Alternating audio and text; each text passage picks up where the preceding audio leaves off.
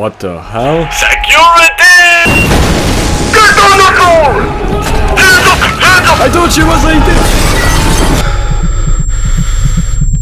Do you ever wake up in your cell with your memory wiped and wonder what is wrong with me? Or rather, let me word this better for you, what am I doing wrong? Well, if you're suffering from this problem, don't worry, because you're not the only one, and that's why this video is here to warn you about the 5 most common mistakes you make during your SCP SL gameplay, which probably often cause you to die. So, without any further wait, let's get right into it. Number 1. Stop revealing your position. I'm not referring to stuff like your movement, noise or shooting. I'm talking about the fact that when I spawn in as a chaos and I'm about to catch all of enemy forces off guards, because how the hell would they know we spawned? But no, some genius decided to quite literally say, "The chaos insurgency is here, we will kill you all." Then that same person goes into heavy containment through the checkpoint, but he gets sniped by 3 different people because they knew he was coming. Because he literally told them he's coming over in 2 minutes. So by doing this, the only thing you do is set the game difficulty to hardcore, as heavy is now booby-trapped more than Vietnam, and the only teammates you have know you're coming either way because they start hearing the drum team. So yeah, please stop doing this, it's so stupid, and I don't know what else to say about this, honestly. Another way you can reveal your position is through the radio. Stop trusting everybody. The Class D can easily acquire a radio early on, and later on there's radios literally everywhere. If you are a Foundation personnel, just ask the person you're talking to for their squad name or whatever you call this. Only guards and MTF can see this, so by asking for this, you're ensuring that you're talking to a friendly. If somebody wants you to say your squad name first, no problem, say your squad name, and if he says he's the same one, just ask him to tell you the name of the previous one or the one after that. Oh, and if you don't wanna get found by SCPs in 2 seconds, don't touch the generator, since the 079 will go sicko mode in the SCP chat and ping your location 100 times. Wait until you have a bigger and more armed group and then mess with the generators. Also, you probably know this, but your flashlight and laser can be seen by other people, so if you're preparing to ambush somebody, make sure to turn your flashlight off or hold your laser somewhere where they can't see it so you don't reveal your position.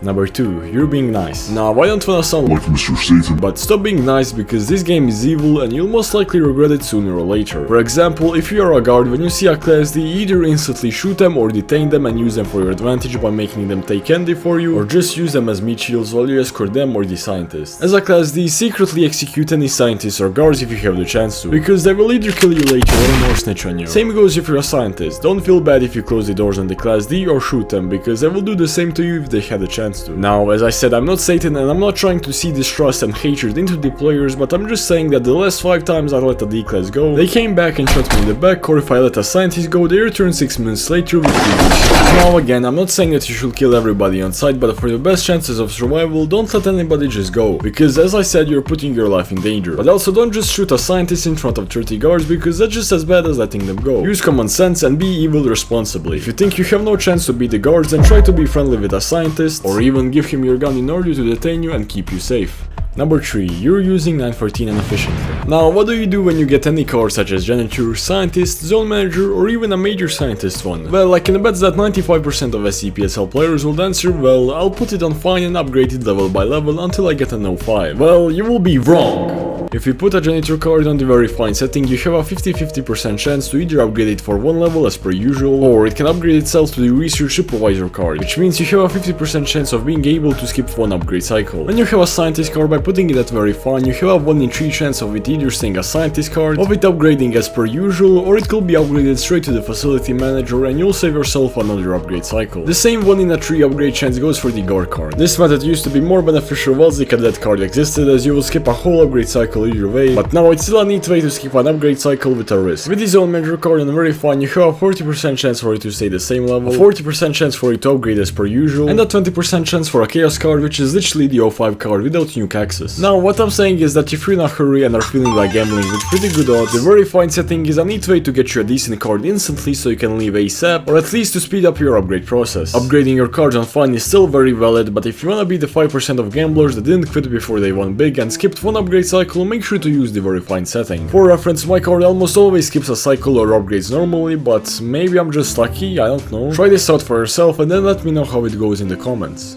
Another common mistake many people make is playing this game without being subscribed to me. I post numerous SCP SL guides and other random shit which are guaranteed to give you advantage and allow you to shit on your fellow SCP SL friend. Trust me, it's been tested and approved. Oh, and also when I reach 10k subs, I'll host an Omega Quantum Triple Phantom Text giveaway in my Discord server, so yeah, make sure to not miss out on that. Anyways, let's continue with the video. Number 4. Avoid the Horde. As a Class D or a scientist, don't follow the Horde since they probably don't know what the hell they're doing and there's a very low chance you'll manage to grab any loot for yourself. Instead, you should go in the direction where the least people are going and use your knowledge of SCP SL layouts to quickly locate any rooms with loot and grab it for yourself. If you don't know how layouts work, you can find a good explanation in my How to Escape Every Time video, but basically, loot rooms aka special rooms only spawn on the edges of the layout, which means you'll find the least loot by going straight into the middle of the layout and the more loot if you stick to the edges of the layout. However, as an MTF, only stick with the group if you're confident in their capabilities. A capable horde of MTF can destroy anything in its path, but if you play in a server where everyone is a pussy and will run upon a country and SCP, especially on 9.6, then sticking with the horde will be your doom, and the SCPs will easily locate you and wipe the horde with you. In this case, it's much better to go in the opposite direction, like a Sigma Skibidi lone wolf who doesn't need to rely on others, because this way you are way more likely to survive. You can even find the micro and catch one of the SCPs off guard with your flanking maneuver, which will land you a free kill.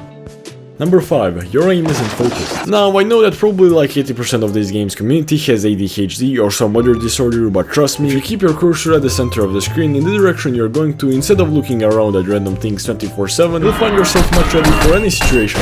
There's no reason why you should be looking anywhere besides perfectly straight unless there's an SCP-096, so you wanna be safe. By keeping your cursor perfectly aligned like this but being able to fastly move it anywhere, you'll be ready to shoot any enemies that surprise you as your gun is already in position. It will also be easier for you to start running away and close doors on any SCPs that chase you while still being combat ready. Though this doesn't mean you should walk like an NPC. Keep your cursor stable and ready, but still always make sure to occasionally look around so you don't get ambushed. Number 6. Stop wasting your resources. Unless you're being actively manhunted or about to get blown up by a 1000 kilo nuclear warheads, there's no reason to sprint. You are just wasting your stamina for any intense events that may ensue. For example, if 99 randomly appears around the corner, oh boy, you better have your stamina full and be ready to run, instead of fully using your stamina because you wanted to escape faster. If you're really in a hurry, you can, let's say, use half of your stamina meter and then start walking in order to travel distance faster. But for the absolute best chances of surviving anything, it's the best you have your stamina meter full. Speaking of wasting, make sure to use and take everything that's offered to you. For example, let's say you have 93 HP and 2 medkits, but you don't wanna use one of them because then you will have only one when you are really low HP. Which is smart, because this way you're ensuring medical item efficiency. But if during any time you find any medical item that you can't carry but can heal you for that last 7 HP, you should probably take a second to stop, use one of your medkits to fully heal, and then take the medkit you just found. This way you ensure that your chances of survival are the highest, as trust me, really oftenly every single HP point matters. And who knows, maybe you just reduce the chances of the enemy's survival because they will have used that medkit later. If you think you could use this medkit later, make sure to hide it anywhere so as I just said your enemies can't use it, because come on, who the hell will expect a whole stash of medical items under a table or behind the servers? Also, make sure to always take any ammo you can find until your guns are fully reloaded and your ammo inventory is full. You can also take ammo out of guns you don't need by holding R. Though always before doing any of these things, make sure you're safe and that you won't get executed the second you look down in order to pick stuff up. Number 7. You aren't holding nothing useful in your hand. There's no reason to have your card in your hand unless you're a few meters away from a door that needs a keycard. Though like 90% of servers have the remote keycard plugin, which means you don't even need to take it out. There's also no reason to hold stuff like grenades and radio. You can take grenades out within a millisecond when you need to, and for the radio you can just hold V without needing to have it out. But the absolute worst thing of all to hold in your hand is, well, nothing. By holding nothing in your hand, you put yourself in a major disadvantage compared to somebody who has, well, anything in his hand. You should aim to always have your gun loaded and ready in your hand so you don't get destroyed in any shootouts you may find yourself in. And if there's no hostile humans but there is a lot of SCPs, it's the best to hold a healing item in your hand, since if you get ambushed alone, your gun won't save you but rather your healing item, especially the adrenaline and SCP-500. Anyways, that will be it for today's yapping session. Make sure to subscribe or something bad will happen, trust me. Do you make any of these mistakes, or do you maybe think one of the things I mentioned isn't a mistake? Let me know your thoughts in the comments. Have a great day and I'll see you next time.